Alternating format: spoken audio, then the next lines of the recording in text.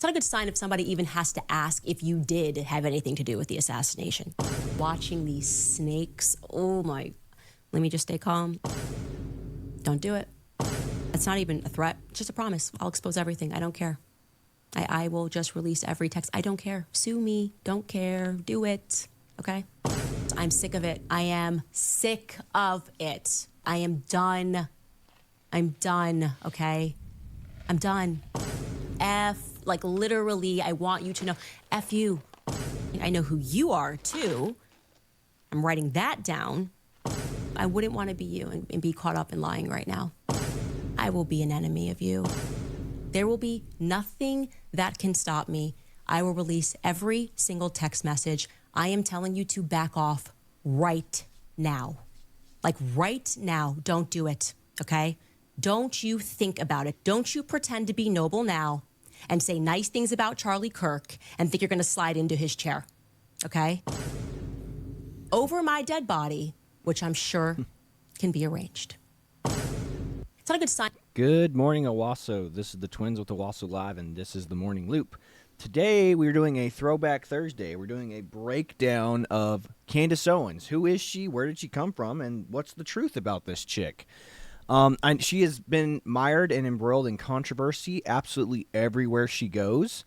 Yep. As early as high school, and then her brief stint in finance, then her jump into being a tech innovator with Social Autopsy, and then shortly her short-lived YouTube kind of headbutting career, and then the initial pickup of Charlie Kirk, or her getting picked up by Charlie Kirk, then being let go, and then being sent on to the Daily Wire, and then being let go, and now she's turned into a true crime / drama alert channel. And again, as you saw, I don't know if that was ironic, that video we opened with, like Candance Owens' best moments. But that's drama alert stuff. Yeah. Was that guy, you know what I'm talking about? That was his show's name, was called Drama Alert. That's what she is now, but kind of like the political version of that. I have no clue who you're talking about with that, actually. Yeah, no, it's like a guy with the beard, and he was hooking up with girls 20 years younger than him or whatever. Oh, you know what I'm talking about. I do know his channel was called Drama Alert. Yeah, no, I don't remember that, but I just also the reason why I started with that video too was because I find that extremely ironic that she's like, I have all this information that will lead to the proof that Israel and Ben Shapiro and all these people are the ones who killed Charlie Kirk. But, and then she's like, but she yelled at Trump for not releasing the Epstein files. That's exactly what she's doing right now with this. This is why I've always had a problem with Candance Owens. Because she's always just trying. She's just trying to. It's like what we talked about yesterday. She is all alone now. She is independent media journalist. She does not work for anybody like Turning Point USA or the Daily Wire. Mm-hmm. So her money is dependent on her views. So she's always doing rage bait, click farming, stuff like this. Well, she's always kind of adhered to the almighty dollar. She has always done it for the money. And again, I'm not saying, and again, me and Chad, we both like Candance Owens. We are fans of Candance Owens, but we're also not, we also have been following her since the beginning, so we kind of know who this girl is. And she is not as innocent as she claims to be. Yes. And again, she has always chased the almighty dollar with everything she has ever done. And again, obviously we all are. We're all trying to make money in order to better our lives. Yeah. But again, the purpose of life is not the pursuit of money. The purpose of life is the pursuit of Christ. And I feel like she's kind of gotten lost in that. Mm-hmm. But again, whenever you feel like she feels like she's cut off and isolated from the world. And we'll go into why she feels that way. Yeah. So again, this is basically the rise and fall, or probably not fall, more the tapering off of Candance Owens. But yeah, I guess we'll just kind of jump up right into the beginning to her humble beginnings. She was a young girl that was raised by her grandfather and grandmother. Had a nasty divorce, and they sent her to live off with her grandparents. And her grandfather is clearly the biggest influence in her life, as she always constantly talks about.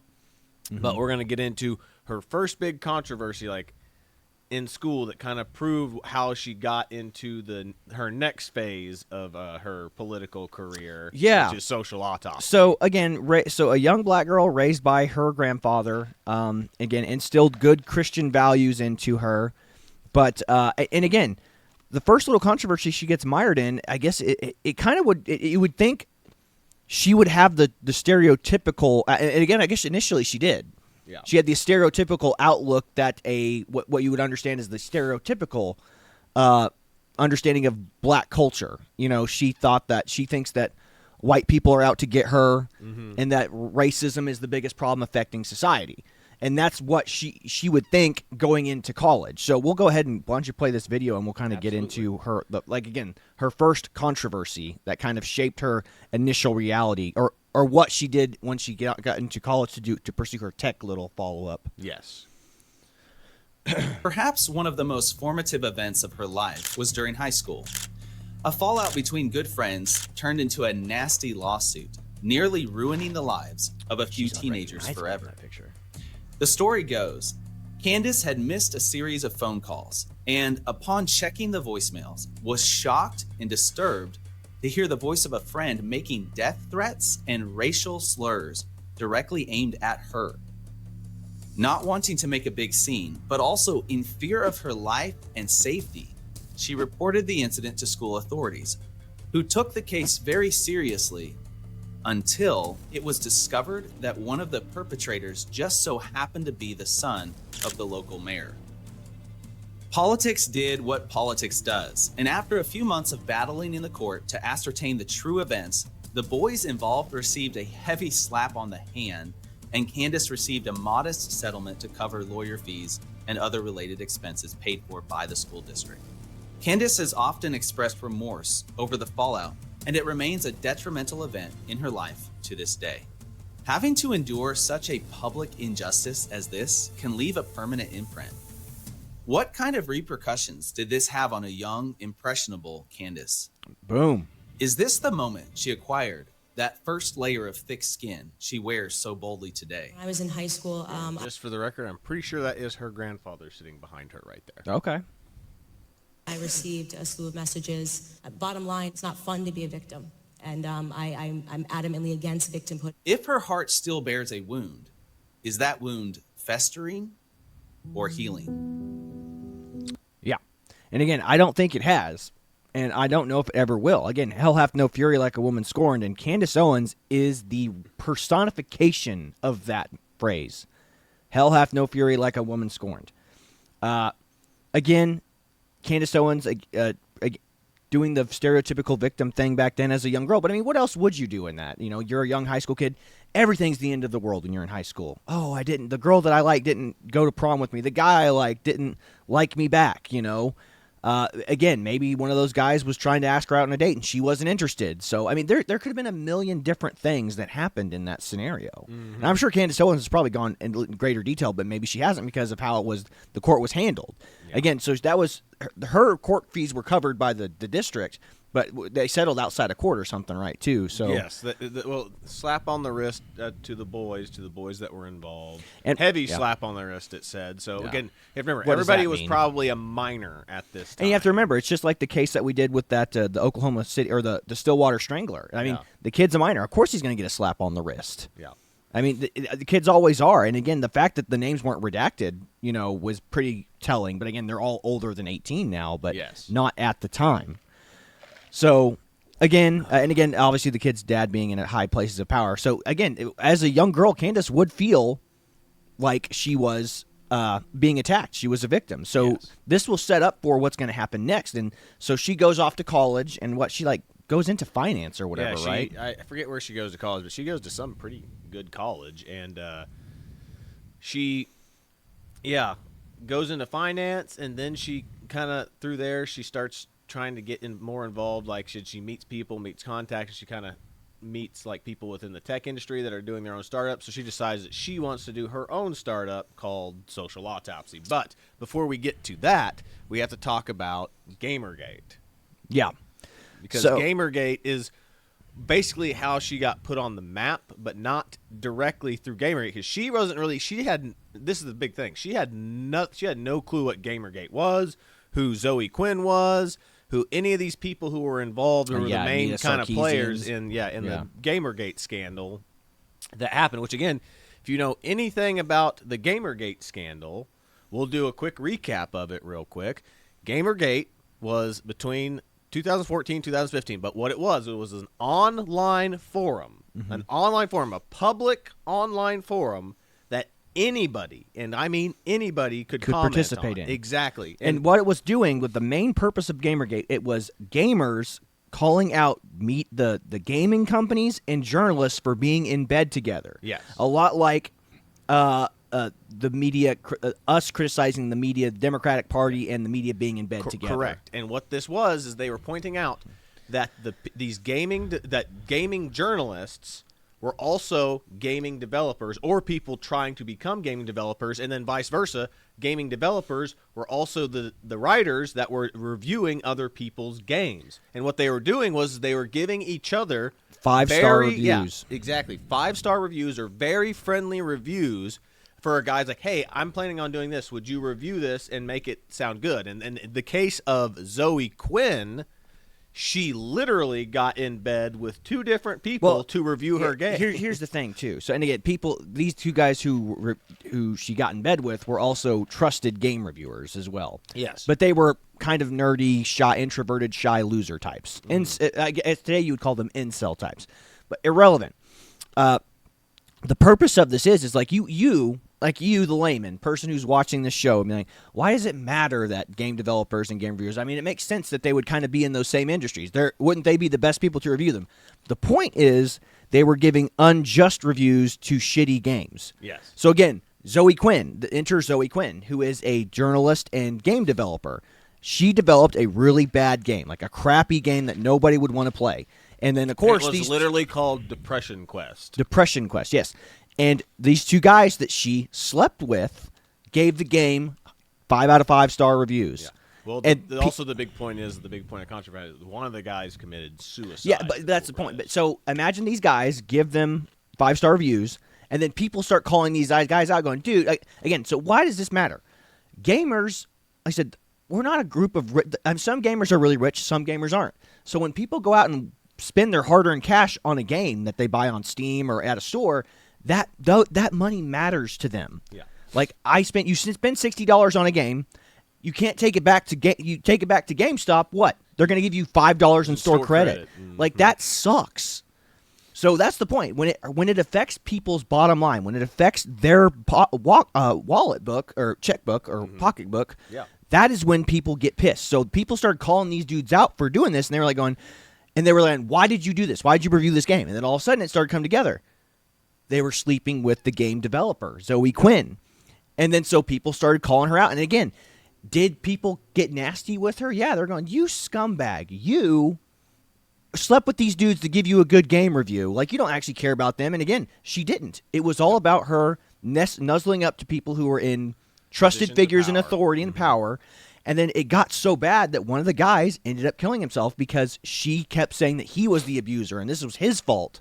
Yep. Even though she's the one that weaseled her way into his bedroom and then said, hey, by the way, review my game well. Yeah, exactly. And then she took no accountability for it. Yes, correct. And then here's the part right here that this is how you know that it's extremely biased, that Wikipedia is extremely biased, because here's how they talk about Gamergate. Gamergate was a loosely organized misogynistic online harassment campaign movement by right-wing backlash against feminism, diversity, progressivism in video game culture. It was conducted to use the hashtag Gamergate primarily in 2014 and 2015. Gamergate targeted women in the video game industry, most notably the feminist critic Anita Sarkeesian and the video game developer Zoe Quinn and Brianna Wu.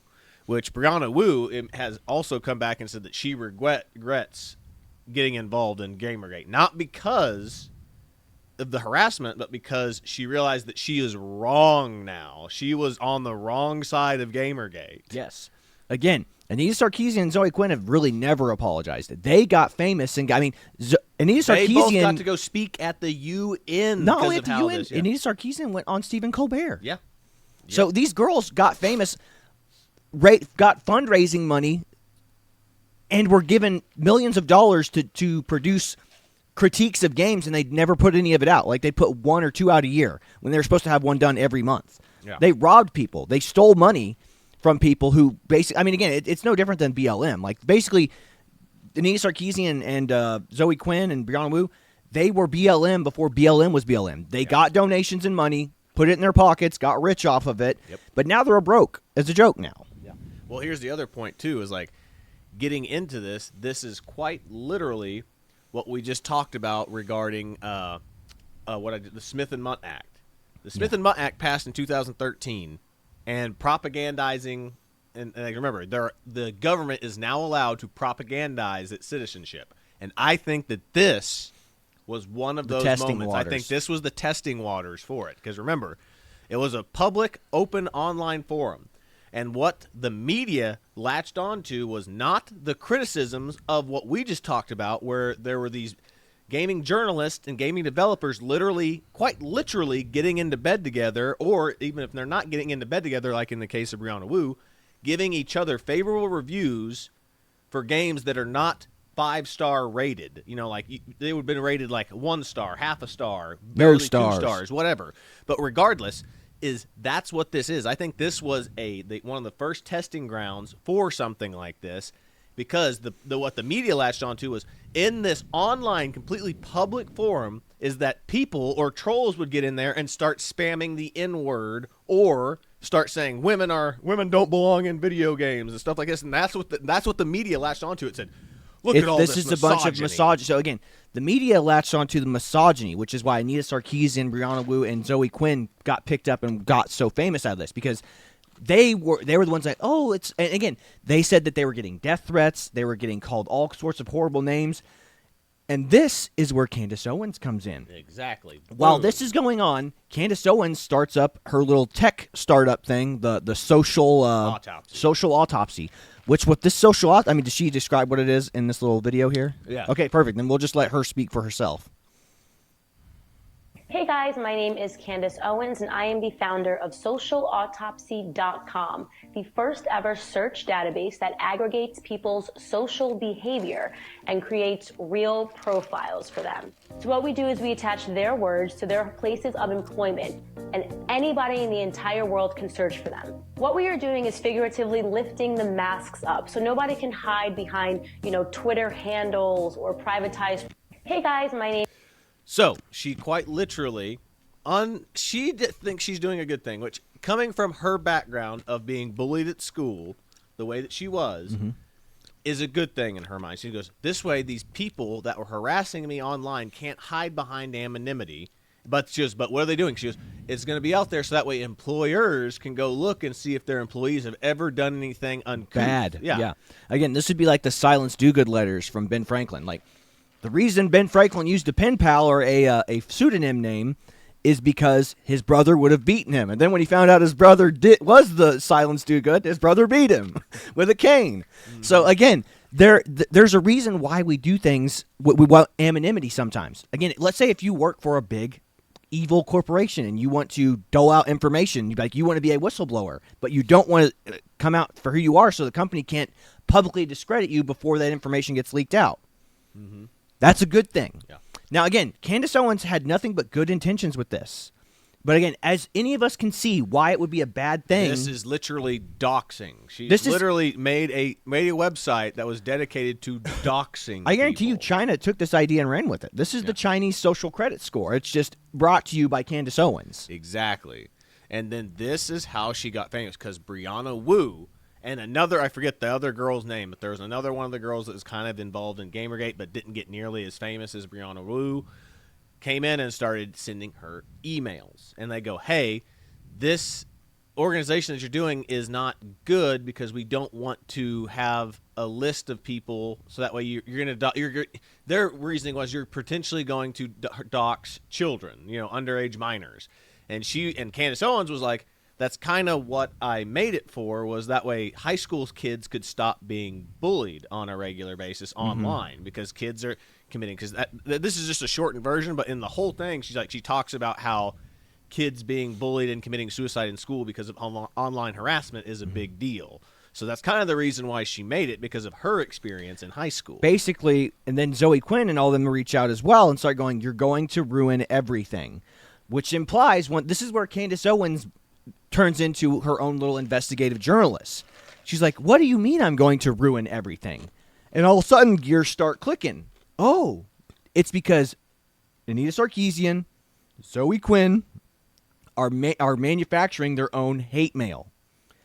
They're the ones sending themselves death threats. They're the ones sending themselves and randomly tweeting into the Gamergate chat rooms, they should die. They're the ones tweeting that the misogynist things in there. They're tweeting it themselves, because that's what Candace came to the conclusion. She's like, there's only one reason why you wouldn't want me to post this, especially people like you. This app would help you find the people that are allegedly threatening to kill you. And this is also what happens. Like I said, Candace Owens apologized to Brianna Wu and gave her personal email address and said, let's follow up with me on this. I don't like how our conversation ended, basically. I would like to follow up more with you on this and have longer discussion.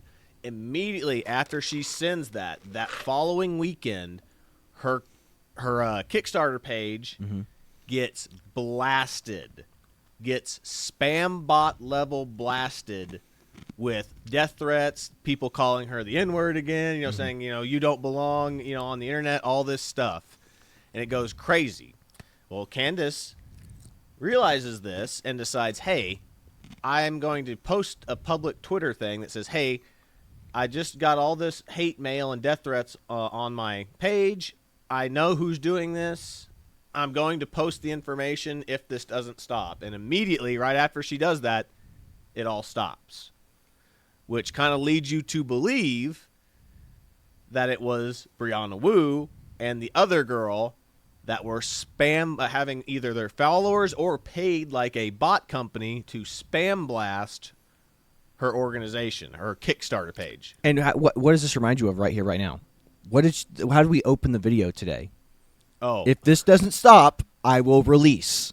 Yes, exactly. So this is how she's operated. This is her learning how to operate and navigate her social media presence, her eventual YouTube channel. Yes. So again, why wouldn't she think? Why is she doing the things she's doing now? She's been doing it since the beginning. Yeah. Imagine if she just put out, by the way, it's Anita Sarkeesian and Zoe Quinn and this who sent me this also stuff. The time where she has her political awakening, because all the right-wing political commentators on YouTube came rushing to her defense. We're talking Alex Jones, Paul Joseph Watson, I just forget, Dave Rubin, which we actually have that pulled up right here, but she came on and she got all these interviews, and she had her political awakening where she started up the new the Red Pill Black, which is, black people trying to awaken to realizing that the Democrats or the left or the progressives Are not their friends. aren't your friends anymore. And again, so as we move forward in so Chad and I still are very hesitant on Candace Owens at this point. Still aren't really big fans of her, because at this point she actually never disavows her little app. Company, yeah. She wants to get paid for it. This technology she's developing, she's like, and this is what this whole interview with Blair White's about. Like, she's like, your idea is bad. It's a horrible idea.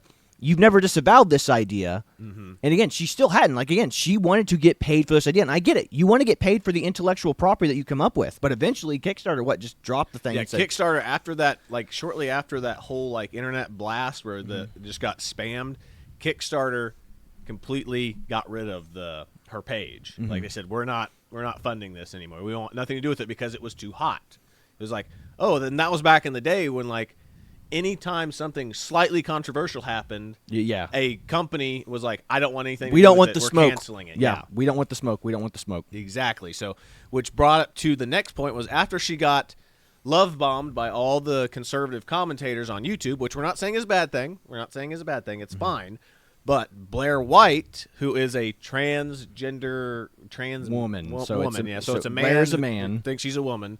But as you can see, she decided that she wanted to have a debate on Dave Rubin with Candace Owens and call her out, saying that your program is literally what the left has been doing to conservative commentators on the internet for the last 5-10 years now. They've been doxing us left and right, and your social autopsy is the personification or the app variant of what they've been doing to us. But that was what Candace Owens called out for this, and which she did make a point on this. Was like Candace Owens talked about this on the Dave Rubin podcast originally when it was just her and Dave Rubin. She's saying that clearly these people, this Brianna Wu, wanted to take down my website because my website would have helped her, but it would have proven the fact that all the people that she said she was getting trolled by were bots or accounts made by her and her ilk. And that was probably true. And I do agree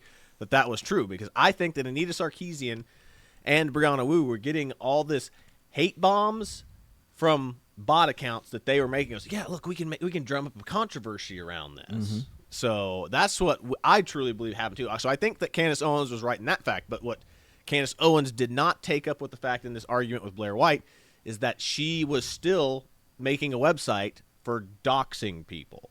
And she just could not wrap her head around that fact because she knew that her website would have exposed Brianna Wu and these other people.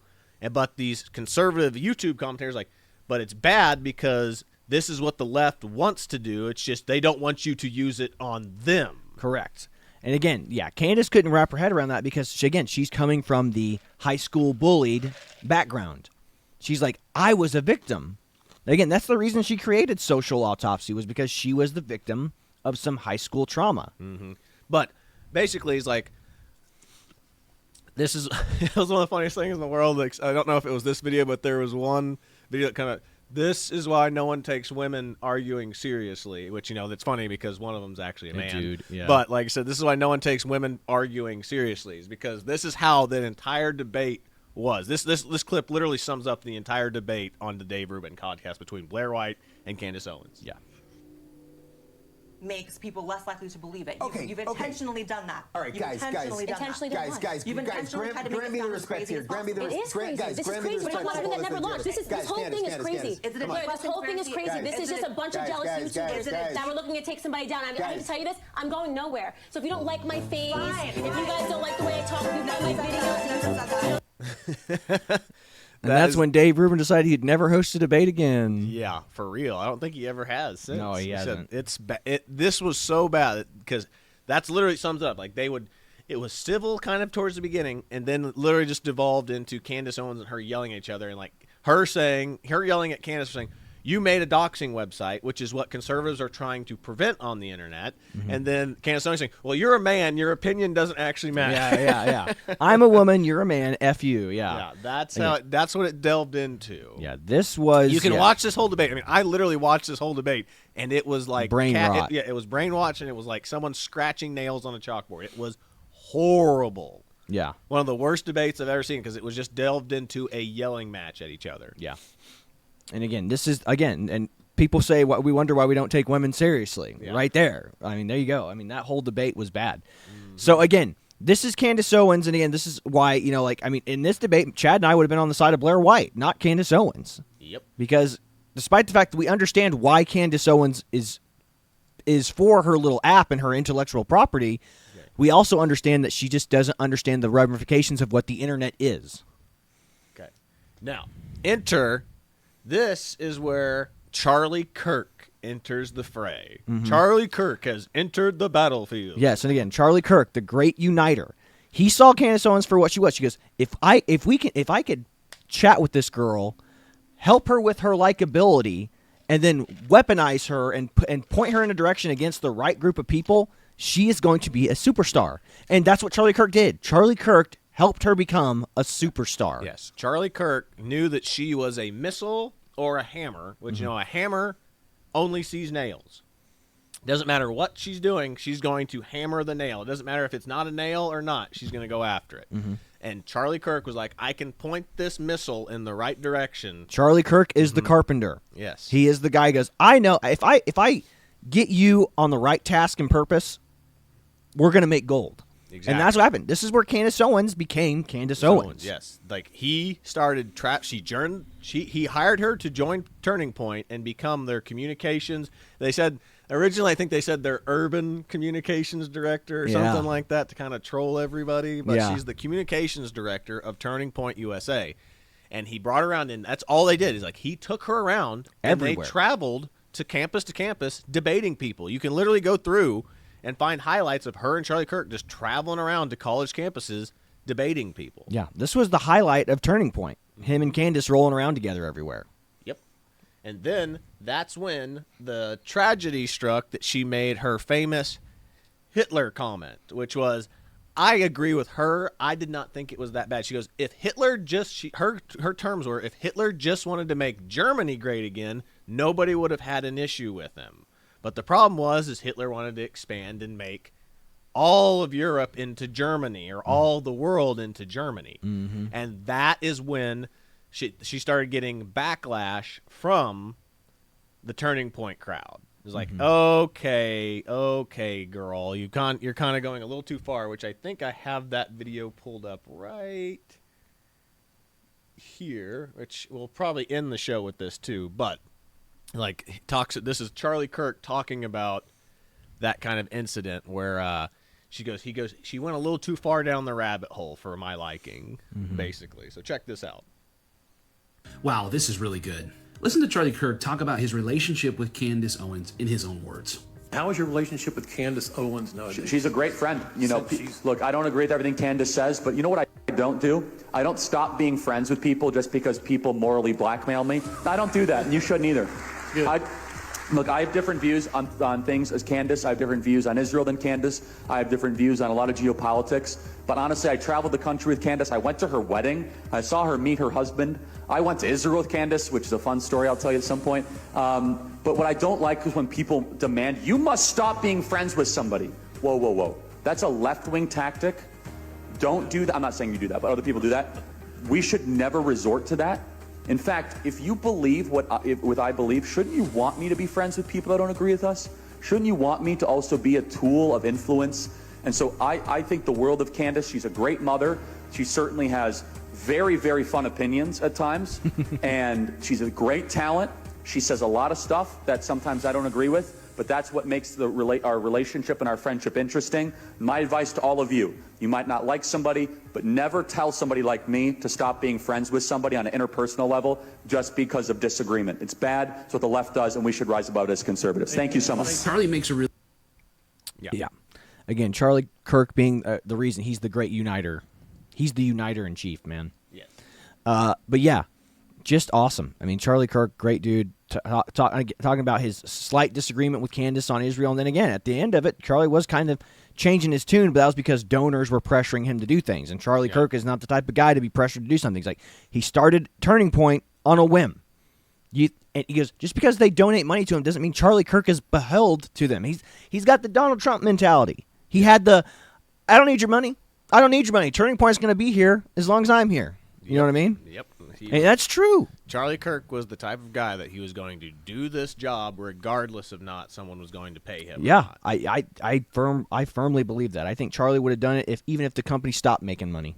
Yep, 100%. But regardless, that is when the big she worked there for forever. I mean, I'm pretty sure. I don't know. Let me see. It's like I think it was like 14. That she was like 2014 or 15 to 2008-19 whenever she left. Yes, exactly. So it says here in May 2019, Communications Director Candace Owens resigned after controversial remarks she made in December of 2018 that publicized some TPUSA campus chapters and called for her resignation. So again, and that was the Hitler comments that I just told you about. That if he only wanted to make Germany great again, Hitler would have been fine.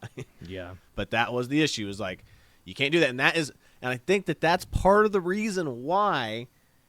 I mean, you can literally tell that's part of the reason why that she really dislikes the Israel lobby or the Zionist lobby. Yeah. Is because she goes, she did not, I have no doubt that she did not intend to say that, Hitler still wanted to get rid of the Jews. Like, she did not say that because if he had, just deported all the people that he wanted to deport and not, murder and try to exterminate them all, that's probably what she was trying to get at. But, of course, the super hardcore Israel lobbyists and Zionist type folks were like, that means that she's okay with them killing Jews. You Yeah. know, that's where they were at, and just like, come on, okay.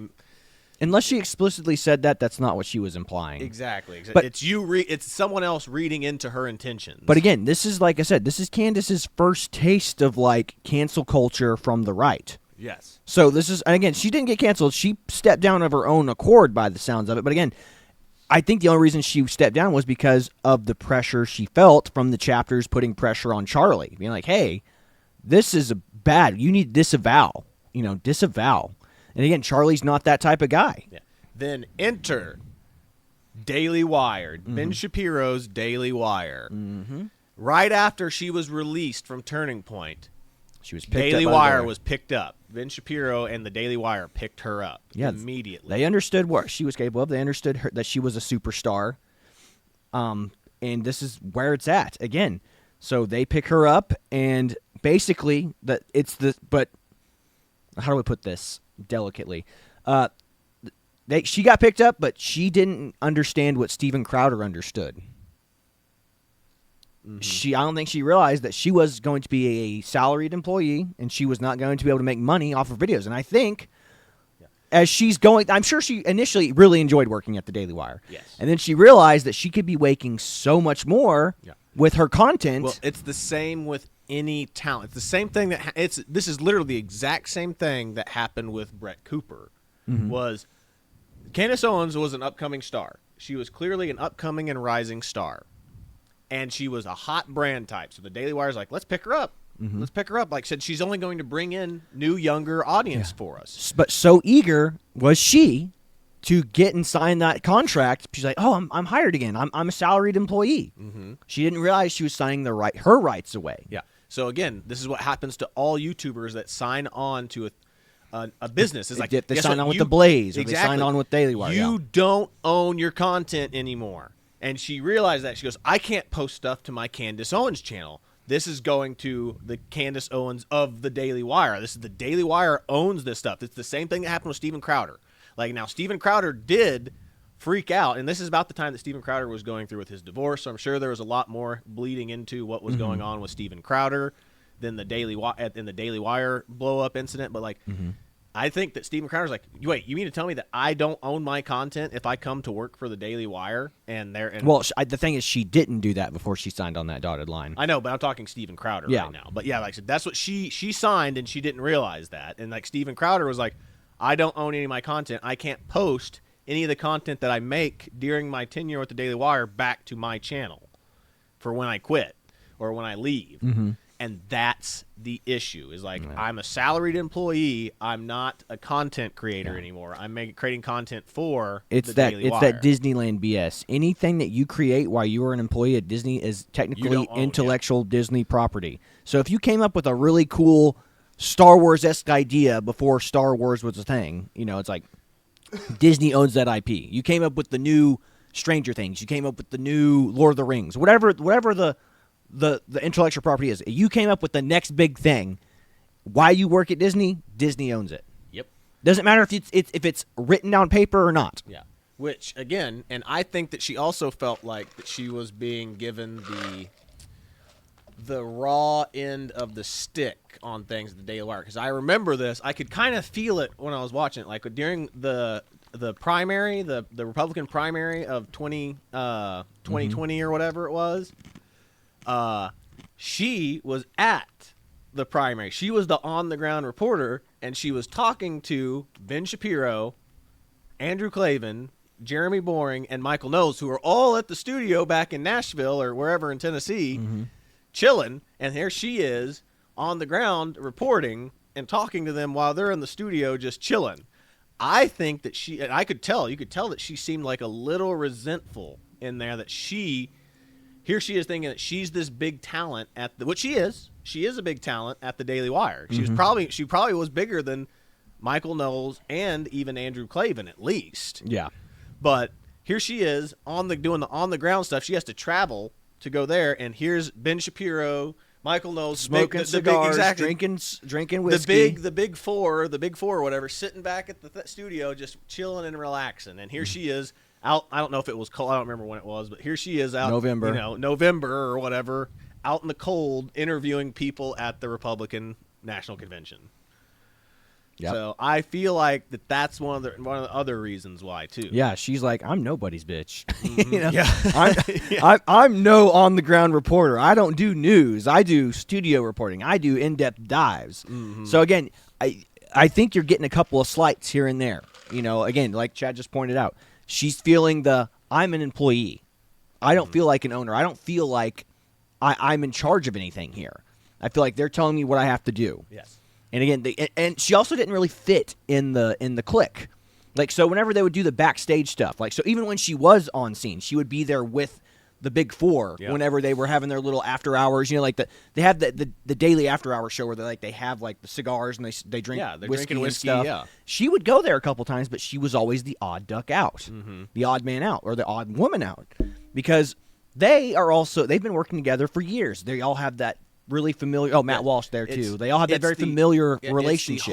It's the whole inside joke. It's a thing. boys' club. Exactly. It's the boys' club / inside joke mentality. It's like, we've been here, we've been doing this so long. You're going to have to slowly work your way in. But that's the same with you coming into any organization. You're not going to be.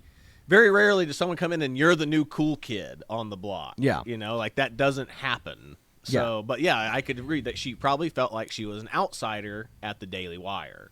And so, again, but this is what we're talking about. Like I said, she gets hired by TPUSA. She builds up a following there. She gets a huge following thanks to Charlie Kirk. Then she goes to the Daily Wire. She builds up even more of a following while she's at the Daily Wire. So she's basically using each one of these platforms, like from Dave Rubin, from Alex Jones to Dave Rubin, to the Turning Point USA, to the Daily Wire, and she's building her thing. She's realizing, I'm getting these people's followers, or at least we're mixing followers, or I'm taking followers from them, whatever you're thinking. And she's just slowly using this as a social status, social climber logic to build up her own following, is what I see this as. This is how I've always seen Candance Owens.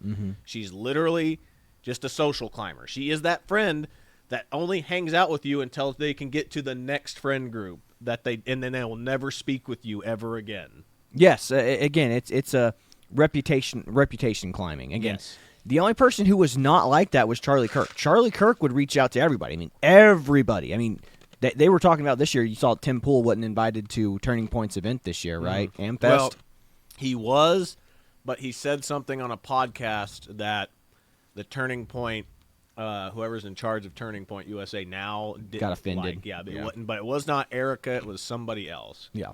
But yeah, just like it's going back to the whole. I agree with what Tim Pool said. They're trying to look strong. They're trying to We're look taking tough. moral exactly. stances. Whereas people are criticizing Turning Point for not being sad enough. Just like, and it just comes up to the point. It's like, how long do you have to be sad? And two, I'm sure they're sad all the time, but they don't want to be sad in public all the time. Like, this is why I dislike what Candance Owens is doing with Erica Kirk. Is like, how much does she have to cry? Does she have to cry every time she comes out on stage? Does she have to cry every time she gets on a podcast? Like, you're going to have to get over that stuff eventually. And two, I'm sure she still does a lot of crying in behind closed doors. Yeah, I mean, it's people who are criticizing Erica Kirk obviously don't understand how grief works. Yeah. It comes in waves, and it comes and goes. Sometimes when you're doing – I mean, again, this is why the best thing to do when you're grieving is to go to work. Like, go to work. Get your mind off of it. Yeah. But you'll be sitting you'll be sitting there working. I'll give you an example. Perfect example. Basic training. Yep. Basic training. What happened to all the people that had kids the first week or two we were there? You'd be sitting in classroom taking apart rifles or whatever, and you turn around to hand somebody like a sign-out sheet, and they're just tears. Bawling. They're bawling because it's those quiet moments where all of a sudden it's like, now I can think about family. Now the drill sergeant's now I can think about my family. Yeah. And be like, how bad I miss them. Exactly. So that was the point. It was like when you guys, and you felt the same way. Yeah. It's like when you get dropped off at the station wherever you're getting ready to leave to go to basic training, like you say goodbye to your family. Like, I mean, it's that moment you realize, oh, this is real now. It's like when you see your family leaving you at this building and they're like, bye, I love you, and you're watching them walk away, you do tear up a little bit. You're like, and you just go even as an adult, I was like, geez, how am I getting emotional about this right now? Yeah. And it's because you're about to disappear for like 3 or 4 months, and you're not going to see these people for that amount of time. You will not see them. You won't even get to call them. Yeah. And again, so I teared up, and then what do? I mean, these people in the military know what they're doing. It's just like they immediately go, hey, we're going to go clean some stuff. And you immediately get your mind off of it because now you're being forced to do something that you don't want to do, but that's what I thought. I literally went to that mindset of, oh, they just took my mind off of being sad and feeling bad because that's the thing, because they know that the more that you're just sitting there alone in your thoughts, like, I don't want to do this. I want to go home right now. Yeah. They immediately put you to work and get your mind off of it. Yeah. Now it's dumb work, but it's work. Yeah, it's work. And it got my mind off of it. Exactly. So again, as you can see, the pattern with Candance Owens is she throws a lot of accusations, doesn't take a lot of responsibility or accountability, and then whenever she gets scorned, she takes a dump on the table and walks away. So let's go. High school. Has issues with, again, kids saying uncouth things to her. Again, it's just one of those things where everything's a big deal in high school. We don't know what the story is behind this. Maybe they were dating. Maybe she was dating one of these guys. Mm-hmm. Maybe they were just super good friends. Maybe she told one of her friends that she shouldn't date this guy, and that's why he reacted so viscerally to her. We don't know the full story behind it. And she clearly has regret and remorse about whatever she did. And however she pursued it. So again, something happened. She reacts and then takes a dump on the table, moves on. Then she goes to college, doesn't understand anything about Gamergate, creates this social autopsy thing. Then everyone... just for the record, this is after college. She graduated. Yeah, after college. Yeah, post-college. But this is where the ideas are being formed. And so, you understand why she would be on board with doing this social autopsy thing. So she gets in there, and she's like, wow, I'm going to better the world with this app. Not realizing it's basically a Chinese social credit score. Mm-hmm. So she creates this app. Gets involved. It's the left that comes after her, not the right, because these feminists who were involved in Gamergate were like, "You're going to." They didn't say this to her, but they said they did say to her, "You're going to ruin everything." What does that mean? It means she's going to expose them for the liars that they are, because if the only thing that can mean is they're sending themselves the death threats that they were getting during Gamergate. So it basically just tells you the gamers were the good guys, the feminists were the bad guys. Yes. Period. Then, people are trying to make her understand why her social autopsy. So conservatives all came to her aid and said, you are being wrongfully maligned by these feminists and by people on the left. And then she was still going, yeah, but I still like my app. And then the conservatives came in and were trying to explain to her, your app is not a good thing. Your app is actually a very bad thing. But she couldn't handle that smoke because she felt like she was being attacked. So she gets defensive and she goes, my intellectual property is my intellectual property, and I want to make money off of it. Okay, just for the record, sorry to change the topic, but this is the guy I'm pretty sure that canceled or stopped Tim Pool from coming to the thing. Eric Bowling. Yeah. Sorry, but you get back to that. But anyway, so as you can see, you had that little conversation she had with Blair White on Dave Rubin where she's trying to go, your app is bad. Your app is very bad, and it's going to get people hurt and doxxed. And it's going to be a very bad thing for conservatives and everybody. But she was like, no, my app is good, and I'm going to make money off of it. Mm-hmm. So again, she's pursuing the almighty dollar instead of pursuing what is good. So she can't have she couldn't be coerced into basically admitting that her app was a Chinese social credit system. Mm-hmm. Or the precursor to it. Yep. Then she gets picked up by Charlie Kirk, says some uncouth stuff about Hitler, and then she was pressured and got knocked out. So again, defensive again. She is understanding how the whole outrage system works. Yep. Cancel culture from not only on the left, but now on Turning Point from the right. Yeah.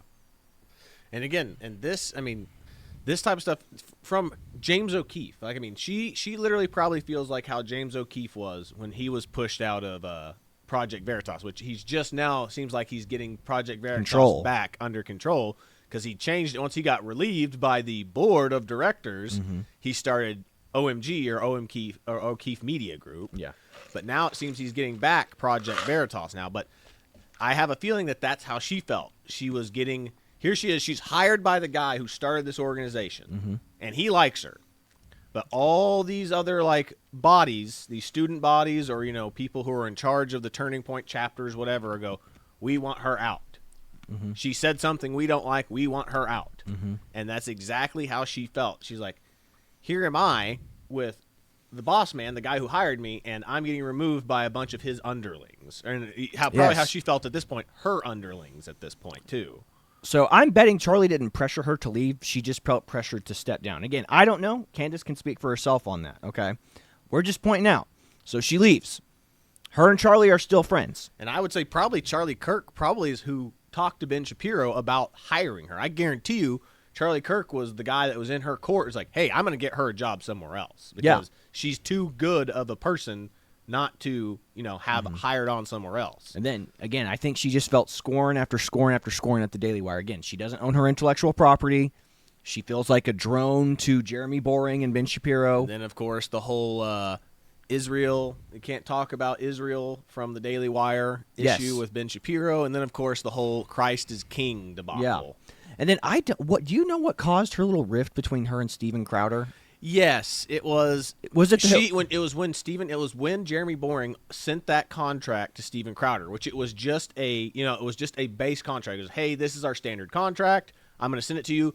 Have your lawyer look it over and send it back to me. Well, Steven Crowder read the thing. Expose. He saw that it was crap. He was like, I don't own anything. You're screwing over the content creator. These young content creators coming up. Because, which again, it's what in Actual Justice Warrior had a great breakdown of this, where he talked about Brett Cooper is again the best example to use. Brett Cooper was a nobody until she worked for the Daily Wire. Yes, she was a nobody, and the only reason she even got popular is because Jeremy Boring shared that tweet that said, "Look, Brett Cooper looks like the female version of Ben Shapiro." And then, boom, she got over 1 million followers overnight after Jeremy Boring made that. So, again, the Daily Wire made Brett Cooper. Brett Cooper did not make the Daily Wire. That's why Candace Owens' story is a little perplexed, because Candace Owens was already kind of a household brand name at this point. But the Daily Wire was just going to use her brand name to bring in more of her audience to their audience. Yes. And that's the reason why she always felt like she was scoring. Because that's the funny part. Is so she went after Steven Crowder hardcore. Like, this contract, you didn't even send it to your lawyer to even have it looked at, to have it, send back here's a counter contract. So again, here's a perfect example. Hell hath no fury. Hell hath no fury. But that's the point. Is so then Candace Owens literally gets mad about that exact same thing. I think she literally agreed with Steven Crowder. But I think that, weaponized rage, the fact that Steven Crowder caught it and she wasn't savvy enough to catch it. Yeah, and then she eventually catches on, and then she leaves I believe she left the Daily Wire for that same reason. Like, I want to own my content. I'm the name brand here. Well, again, who's your favorite person? Kanye. Kanye wants to own his record label. Kanye wants to own his own shoe line. He wants to own all that stuff. He hated the fact that other people owned stuff. Candace Owens feels the same way Kanye does, because Kanye is her hero. Yep.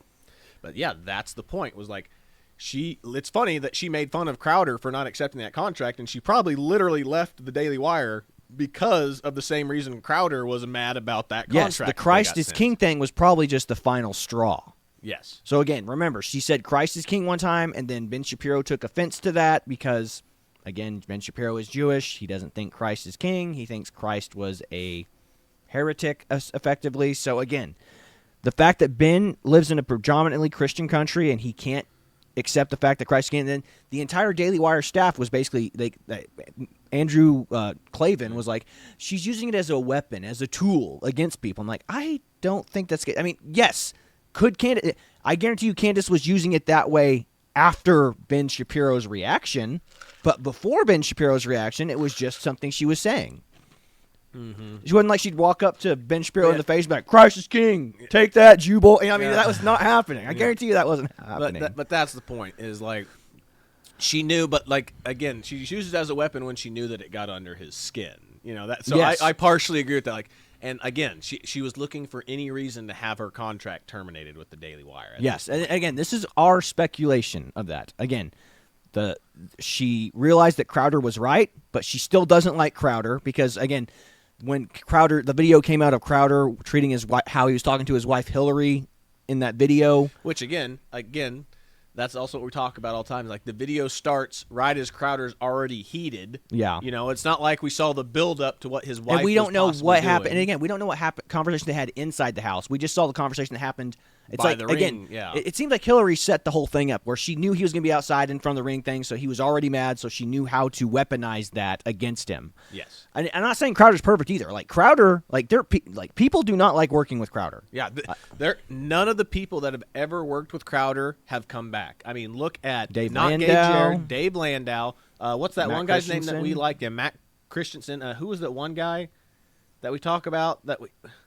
The tall guy, the tall comedian. Oh, Owen Benjamin. Owen Benjamin. Yeah, that's Owen right. Benjamin. Yeah. Who None else? of them have ever come back. The only people that have come back Warren are Chin, another one who Yep. won't go back with Crowder. Yep. So Steven Crowder has Has an ego problem. Has the same ego problem I think Candace Yeah, Owens Candace has. Owens and Steven Crowder are two sides of the same coin. Yeah. So again, Candace Owens now leaves, and now she's on her own. She leaves the Daily Wire over the Christ is King incident. But guess what that means now? It means that all of her viewers and all of her subscribers have to stay engaged in order for her content, in order for her to make money. And with YouTube taking away monetization left and right, and like I think what creators are making are getting the same amount of views, but they're getting 40% less money. Yes. So what does that mean to her? She's getting 40% less of her earnings from the YouTube videos. So what does that mean to her? I have to be more rambunctious. I have to be more. Same with what we talked about Tucker Carlson. Why have the last few things that he's done been extremely controversial? Nick Fuentes, the optically the most controversial person on the internet. He interviews Nick Fuentes. Second thing he does that huge drop of social media stuff from Thomas Crooks. Huge thing. Huge brings up more conspiracy theories and asks more questions about what's going on with the FBI covering this stuff up. Again. And then, again, he points the finger at Dan Bongino and Kash Patel, who, again, were not in the FBI at the time of the Daniel Crooks shooting. But he's going, you guys are hiding stuff. Goes, as we've already learned from the Epstein files, that the people, that the FBI agents were hiding bags of the intel in rooms and closets and stuff in the buildings, that they would go, what are these? Why are these in here? Oh, my God, this is Epstein stuff. So the FBI is not all on the same page, because the FBI is clearly jaded to, we don't work for the government, we work for Whoever's one party in charge. who's in charge of the government. Yeah. So, again, you don't think there are bad faith actors in the FBI? I mean, if you're on the left, you think Kash Patel and Dan Bongino are the bad faith actors. But if there are people working in opposition against Dan Bongino and Kash Patel who are trying to expose the Epstein files, and they're locking them away in rooms that nobody goes in anymore, that tells you that they're obviously not trying to help. Mm-hmm. So, again, moving back to Candace Owens, again, she is sabotaging her relationships with a bunch of people in order to generate clicks and views. And I think that's where we're at now. And making extreme accusations that she's refusing to throw the receipts out about, as we saw in the opening video. And it's again, she yelled at Trump for not bringing out the Epstein files, but that's exactly what she is doing with these supposed receipts that show, hey, I can prove that Charlie Kirk was murdered by Israel. But guess what? She's not showing it. If you have this information, release it. Well, it's the same thing with the whole. She did the same thing during Gamergate, or not Gamergate. She did the same thing during the Zoe Quinn, Maggie Cho stuff. Like, she was like, hey, oh, you remembered her name, Maggie Cho. Yeah. So she was. I'm getting my Kickstarter page is getting blown up with hate and vitriol. I know who's sending me this stuff. You better stop, or I'm going to expose you. And then all of a sudden, it all stops. It's like, did she actually know who it was, or was that just threats? But again, this is what she does. She's been doing this since the beginning. Yep. This is who she is. She is, and she's a firebrand now. Mm-hmm. She knows that this stuff sells. She went from just being a debater to a true crime / drama alert channel. Yes. And that's what she is now. That's what Candace Owens has become. This whole, she's going to be the speculation of Charlie Kirk channel for the rest of her days until it stops getting her clicks and views. And she's going to go on to the next controversial topic or subject. Yeah. Which, again, I've sent this to several different people, too, is like, watch the Sean Ryan interview with Charlie Kirk's head of security. and again, I talked about this partially on the show yesterday. It's like, what did we learn from this? Like, everybody assumed that Charlie Kirk had a presidential level security detail with him. These guys are private security, not the freaking Secret Service that have military assets with them. These are guys with maybe pistols in their pockets. That's assuming that the college campus allows them to bring pistols on campus. Yeah, remember, like, most campuses won't allow that stuff. But so anyway, so these are guys who are wearing street clothes. They're not even wearing body armor.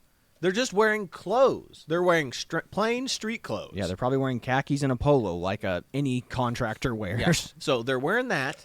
They're not, again, and this is what he talked about, is we're not allowed access to certain places in the building without the college's permission. So again, as they said, he goes, the head security guy goes, we have to ask permission from the university for additional security for their officers, for the campus security officers. And then the campus has to request additional police escorts. And that was the thing. They spoke with the guy. They have the text message, as you've seen from the Sean Ryan podcast. He goes, yeah, can we get somebody stationed on the roof up there where Charlie Kirk was shotgun? And the guy goes, I got you. Can we get drones out there on the site? And he goes, yes, we got you. None of those things happened. Yeah.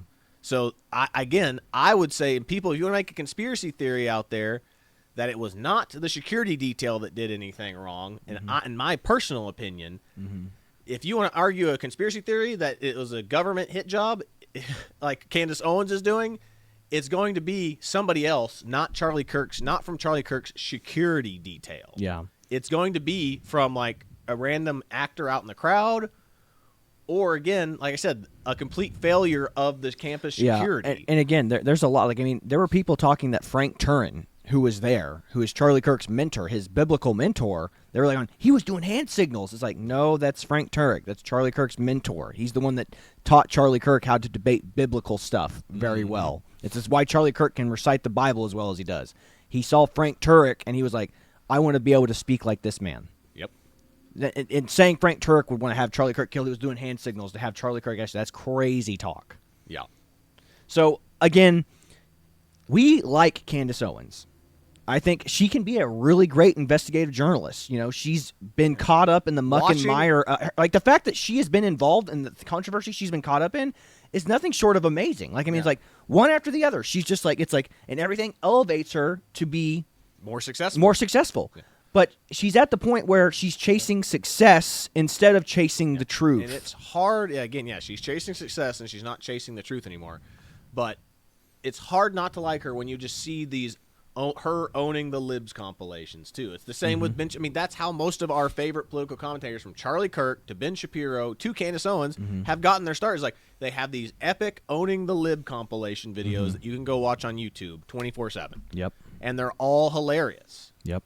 So, but again, it's like you said, she's chasing to be a firebrand because since she's on her own now, she has to constantly be delved into controversy. It's the reason why she went after the president of France's wife. Macron. Yeah. It's like, if you are a firebrand and you know that you're safe from being sued, because, again, how are they going to prove, that type of case? Yeah. It's like, oh, I think that you're a man. Like, you're allowed to think that someone's a man, or they look like a man at least. So it's ridiculous. So again, this just goes to show you that, I mean, the fact that Charlie Kirk's gone shows that we are in trouble, because Charlie Kirk was the uniter in chief, and seeing what you can see now, like, I mean, with Candance leaving the Daily Wire again, taking I don't know. I mean, obviously she's had this little beef with Steven Crowder for a while, but I feel like Charlie Kirk would have eventually come up to them and like, you guys got to mend this bridge. You know what I mean? Yeah. Because conservatives, we got to stop the infighting and be like, we agree more than we disagree. And but the problem is the things we disagree on quite a bit. Yes. But it's the sad truth. But again, Candance Owens, she is the epitome of hell hath no fury. And she's done a great job. I mean, like, she just needs a little humility right now, and someone needs to talk her out of this whole true crime / drama alert stuff, because that's where she's stuck in and that's where she's going. But again, that interview with Bree, what's her name? Freaking Blair White. Yeah. That's who she is. Yes. In a nutshell. That whole interview is what she is right now. Blair White versus Candace Owens on Dave Rubin. This is highly recommended if you want to see her true character. Yes. Again, that was why I've never been all in on Candace Owens, is because of that interview. Okay, this girl is just a catty girl that doesn't want to accept responsibility and just wants to yell at people. Again, and you can watch, Blair White does get heated in it, but Candace Owens launches the first what do you want to call it, ad hominem. It's technically not an ad hominem because it's true, but she starts just calling her a man the entire time, or calling it a man, whatever you want to call it. But again, she's not having an argument. She's just she's just attacking Blair White the whole time. Yes, yeah. So, and again, we like Candace Owens. We don't agree with everything she says. Yep. But Charlie Kirk, we are like Charlie Kirk. Yeah, we like her.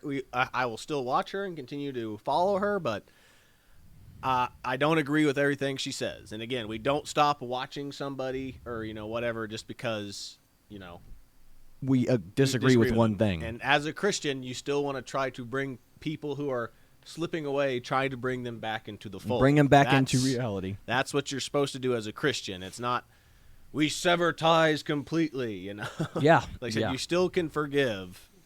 Yeah, she still has her prodigal son arc, But again, this is what happens when you chase the dollar. You chase the almighty dollar instead of chasing the truth. And maybe she's convinced herself that she is chasing the truth. But again, throwing accusations and speculation is not truth chasing. It's the whole, I'm just asking questions. It's like, well, can you ask some actual questions that we can get some answers, or are you just going to ask questions that generate more questions than answers? Exactly. It's like the whole, somebody said that, I forget what it was when we talked about the Tucker Carlson thing. Someone left a comment on one of our videos that said, they're pointing out a problem in our society of all this stuff, and it's like, yes, but if you are truly a Christian person, you don't sever ties with the world because, I just said that. I am America first. I think that we need to take care of our own citizens and all this stuff first. But we don't sever ties with the world, or our allies at least, because, one bad thing happened. Just you're supposed to help your allies and help your friends. If you sever all your ties with the world, imagine that the world turns to crap while you're away. You know what I mean? Who would have guessed? Yeah. Now, we can definitely focus on problems within and solve stuff here first and then worry about sending money overseas. But, again, let's solve the problems here first, and then we can push our concerns elsewhere. Exactly. It does go back to the Jordan Peterson logic. Clean your room. It's start with the stuff that's wrong here first, and then we'll work our way out to the world. Not let's start with the world and work our way in, because it doesn't work that way. I'll make my bed, clean my house, and then I'll fix my lawn. Then I'll go out and try to help my city. Then I'll go out and try to help my tri-state area. Then I'll try to go out and help the state, and then I can work my way federally. And if I can get federally, maybe I can do something globally. But again, everyone just wants to start. It's like climate change. We have to solve it now. It's like, I don't know, maybe you just won't pick up, maybe like those prisoners, you go pick up trash on the side of the road, you'll be better. We are getting way off. Again, Candace Owens, we love her to death, but at the same time, she is going off the rocker. And she's never exactly been the most stable person. Exactly. All of her stuff comes from delving. She has left every place that she has worked at with bad terms. Yep. At some point, you have to turn around and go, maybe it's me. Maybe I'm the problem. Maybe Instead of just going, they're the problem. It's always the place that I leave is fault. Yeah. Again, she didn't take responsibility or accountability for that whole social autopsy thing. And again, I get it. She wanted to make money off of her intellectual property. I get it. But at the same time, it's like, that was a bad idea. Bad idea. Basically, yeah. Candace Owens would have been the one who brought China to us. You know what I mean? Exactly. So didn't take responsibility for that. It was like that people could anonymously report. This is what one of their critics talked about. Is like you could anonymously report people. So that's what someone said. He goes, what if somebody anonymously reported somebody falsely? That person's name is still on that website regardless, because they say, how do you prove this? What if someone makes a fake account with your name, which happens all the time? People will literally screenshot an account, make an account that looks just like it. I mean, that happened to me at Basic. After I got out of Basic, there was a kid that I was friends with, that I was, Instagram friends with, and I got a friend request, and I was like, when did I unfriend him? And he started messaging me that he needed money, and I was like, lucky for me, this person clearly was not in the military. I go, because I need money for groceries, and I go, I'm happy to help you with that, but why don't you just go to the DFAC? And they go, what's a DFAC? And I was like, boom, this is not a military person.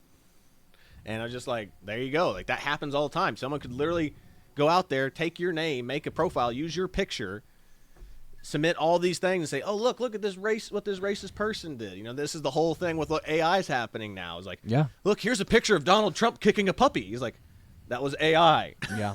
And again, so that was Candance Owens not taking responsibility for that social autopsy, just saying that, again, she wanted to get paid for that intellectual property. I get it. We all do.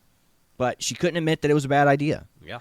And then she moves on to not fully understanding and grasping what Gamergate was and is, not taking responsibility for that in the debate with Blair White. Yep. Then you push on to Turning Point, which is where she got good, where Charlie Kirk was helping her, coaching her, and then left on bad terms from Turning Point, but was able to get a deal with the Daily Wire. Yep. And then, which I'm sure Charlie Kirk had something to do with. Yeah. And again, but like I said, then she had that fallout with Crowder over that contract thing. Unjustly, I would say. Again, I think she realized that she was getting hosed.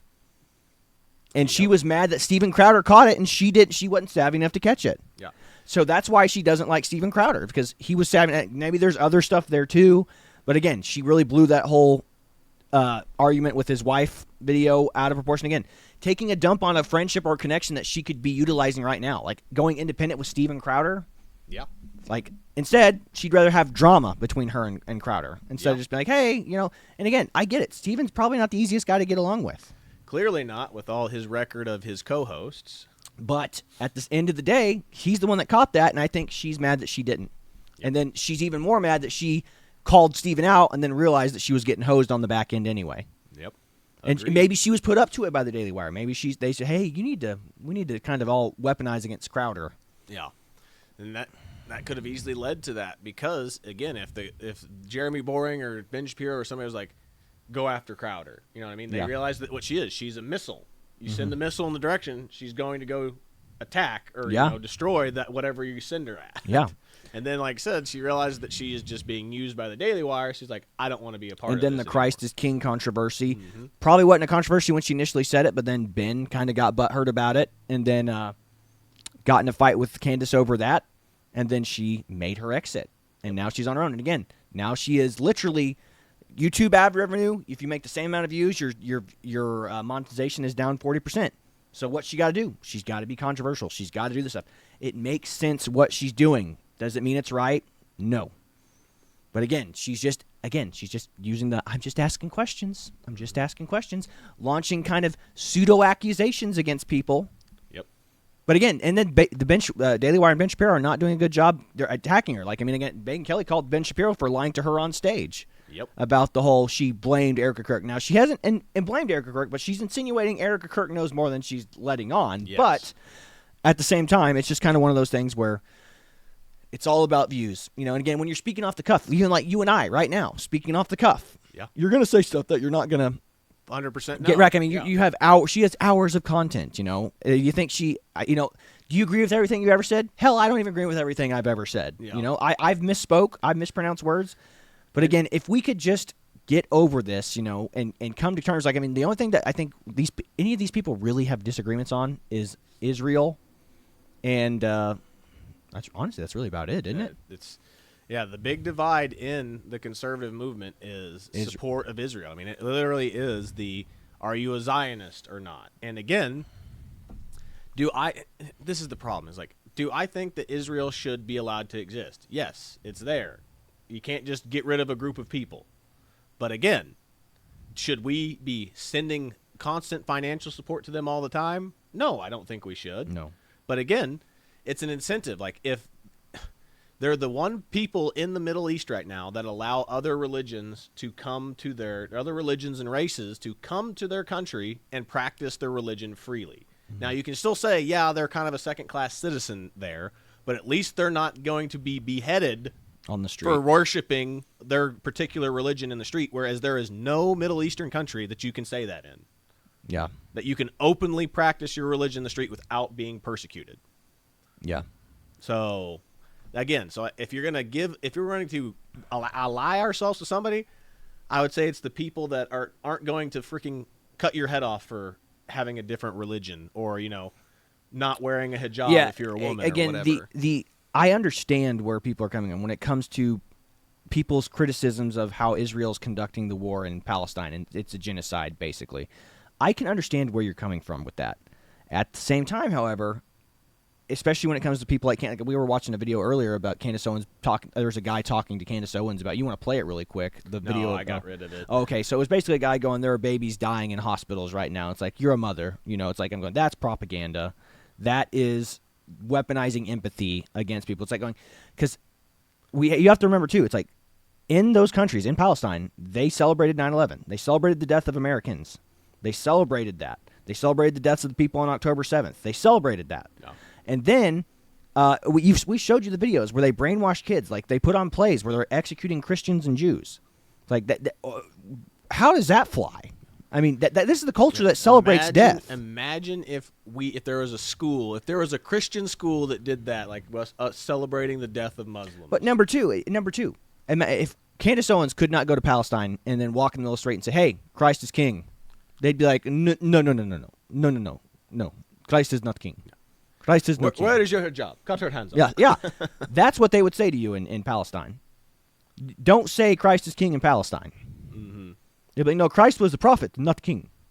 What do you mean by king? Well, again, and here's the other part too, is like I actually watched part of a debate with Constantine Kissin with Dave Smith, and Constantine Kissin absolutely demolished Dave Smith right here. He goes, because the topic was Israel versus Palestine. Israel is just being too mean to Palestine. They're not offering enough aid. And he goes, and then Constantine Kissin looked at us.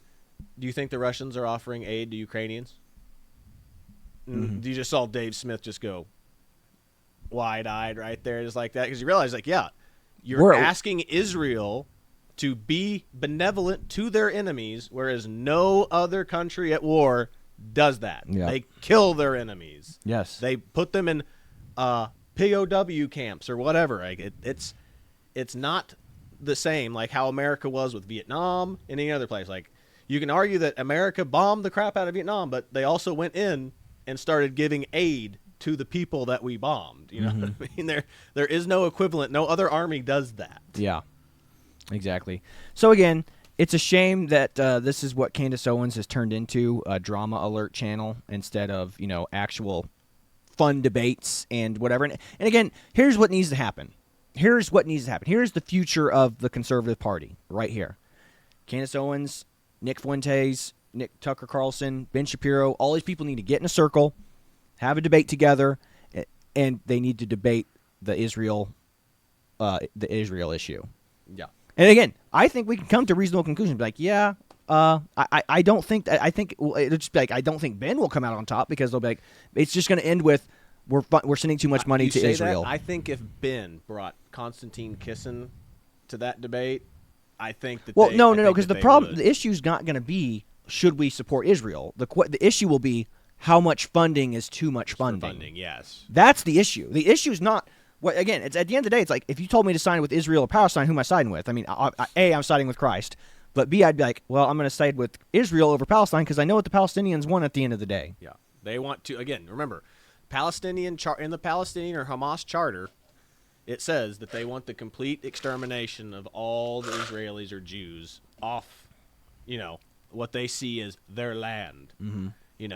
Which again, if you know anything, if you've read the Bible, I mean, the whole point of the Bible is who has been there like almost the entire time. The Jews have been in the area that is Israel-Palestine area their entire time it's been there. Muslims didn't even exist till 600 years after the Bible. Exactly. So you can't say, and Arabs didn't live there either. Arabs had to immigrate there, which means that they're not originally from there. Yeah. So again, the people that would have been there would have been like the Babylonians, the the Israelis. I mean, you can go through a list. Mesopotamians. Mesopotamians, like the groups of people who have been in throughout that area. And I guarantee you, Arabs were not one of them. Mm-hmm. Arabs were not one of them. And Palestine did not exist. Palestine was not a nation ever throughout history. There is no such thing as the Palestinian people. Mm-hmm. I was literally watching somebody talk about this. There is no such thing as Palestine. Palestine did not exist. Yeah, it's like 200 years It's a ago. location, Yeah. not a. It's a region, not a people. Yeah, that name did not exist 3,000 years ago. That was not what that area was called. Anyway, at the end of the day, the debate that needs to happen is between these intellectual powerhouses like, Candace Owens versus Ben Shapiro on how much fun. And we need to do rational conversation. It doesn't need to be Israel bombed a boat back in the 80s. It doesn't need to be Israel lied about this or whatever. It needs to be, hey, Ben, how much funding is too much funding for Israel? Mm-hmm. And that's the end of the debate right there. It's like they should only get $1 million of funding from America. That's it. You guys can do the rest on your own. You guys have the smartest, and you have the smartest people in the world over there, right? The best military fighting force over there, right? You'll be fine without us. Yeah. Yep. 100%. So that's where we're at. That's what needs to happen. This whole thing is just, again, everything all these content creators are doing, like Tucker Carlson, Candace Owens, it's all clickbait. This infighting can be solved with one debate. How much funding is too much funding for Israel? That's it. We don't need to be having this Israel versus Palestine. I don't give a crap about Israel or Palestine. I give a crap about how much of our money is going to overseas to feed the Gazans and fund the Israelis. Yeah. I say stop all of it. Yeah. That stupid meme of, my tax dollars, and it's the Israeli missile defense system. It says also my tax dollars, and it's the rockets being fired in from Palestine to Israel. Yes. Or Gaza, whatever. So if Candace Owens and all them were fundamentally serious about having this debate, they would be having it. But it's not about that. It's about one-upping another content creator. Yeah, it's about getting the most eyes, getting the most views so you can make the most money. Yeah. And again, this is the one thing I will say before we kind of sign off here is like, that's what I talked about, like with the Tucker Carlson Nick Fuentes debate. It's just like they're pointing out problems, and I go, yeah, but what have they done to solve the problem other than pointing it out? And it's like what I said, like what did Teddy Roosevelt pointing out a problem without having a solution is called whining. Yep. And that's what I pointed out to these guys. Goes, Donald Trump is doing something. All the things you guys are complaining about, Donald Trump is actively trying to do something. So Trump has done more for the problem in Israel and Palestine than Nick Fuentes and Tucker Carlson combined, because all they do is they report stuff. They talk about it. They go, can you believe that this happened? Like, a reporter literally does nothing but report. Mm-hmm. They don't do anything. They are nobody. Well, and they're not even reporters anymore. They're social commentarists like we are. Like what we do is social commentary, not really reporting. We look, analyze what other people are reporting about, and then we give our opinion about it. Yep. They're not reporters anymore. The only thing that Tucker Carlson is a pseudo-reporter because he's putting out that Thomas Crook stuff. Yeah. Investigative stuff, but again, Candace Owens is kind of a reporter, putting out that, but she's aggregating information that other people have gathered, though. Yes, correct. It's like all you are is an aggregate for other people's news that they're reporting on. Yep. That's what these people are. Yeah. Because again, Tucker Carlson didn't do this. He goes, I got this from somebody who did all this reporting. You know? And they just wanted to get their eyes. They sent it to Tucker Carlson because they want to get the most eyes on their story that they made as possible. And Tucker Carlson's an easy way to do that. Yeah. But again, Candace Owens, we like you. We're glad you're successful. But don't let success or money be the reason that you're putting out this drama alert crap. Mm-hmm. Go back to doing actual reporting. Go back to doing debates. Go back to owning the libs, what you did best. Quit attacking fellow conservatives unless you're going to have a substantive debate of how much funding is too much funding for Israel. Mm-hmm. That's it. That's the conversation right there. I think there's a reason why Charlie Kirk remained popular is because he still traveled around the college campuses. I think, what's his name? That Gibbs? What is his name? Gibbs or whatever? I don't Higbee. know. Cam Higbee is the new guy that I think he'll be the new Charlie Kirk. Yeah, he won't have the flair of Charlie Kirk, but he'll have his own little thing. He's traveling around and going to these places, whereas Candace Owens literally did the opposite, like what Ben Shapiro and everybody else said. It's too dangerous for me to travel anymore now, so I'm just going to sit in my house and just complain on the internet. Yeah.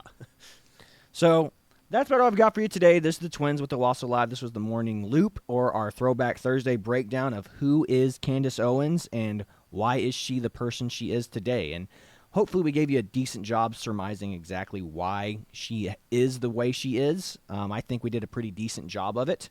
The only thing that we'll see is, will she change, or is she just going to continue down this true crime drama alert route? And I hope she goes back to substance, goes back to kind of the roots that she had with Charlie, instead of just investigating the death of Charlie Kirk, which, I don't know if that's going to bear any more fruit. You know what I mean? Yeah, agreed.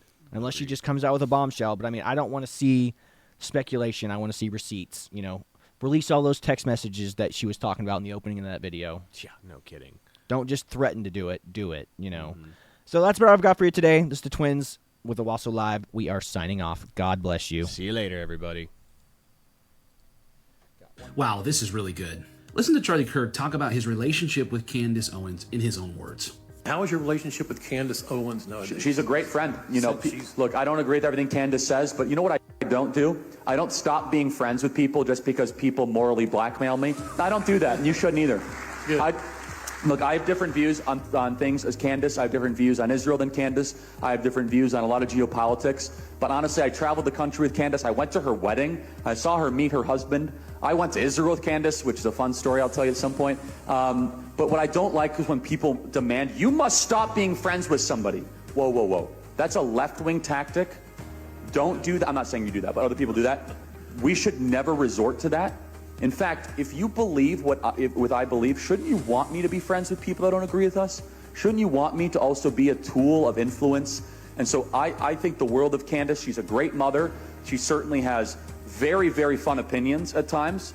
And she's a great talent.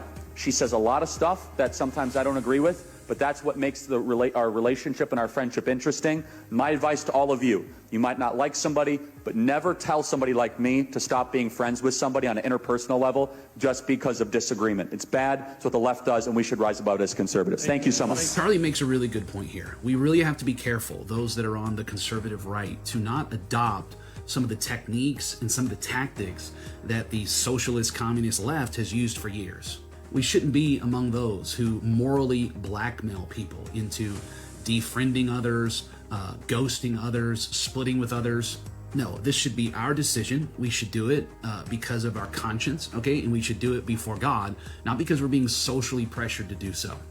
On the right, we are not among those who split with people just because we have differences of opinions, okay? We are not among those who cancel others because someone else has a thought that we don't have. This is one of the things I really respected about Charlie Kirk. He was really good at coalition building. He was really good at befriending people and reaching across aisles where there was differences to, quite frankly, put aside the petty differences and focus on the main things for the good of the country. And I want to do a better job of that in my own life. For more content to help you with your Christian walk, be sure to follow, like, and subscribe.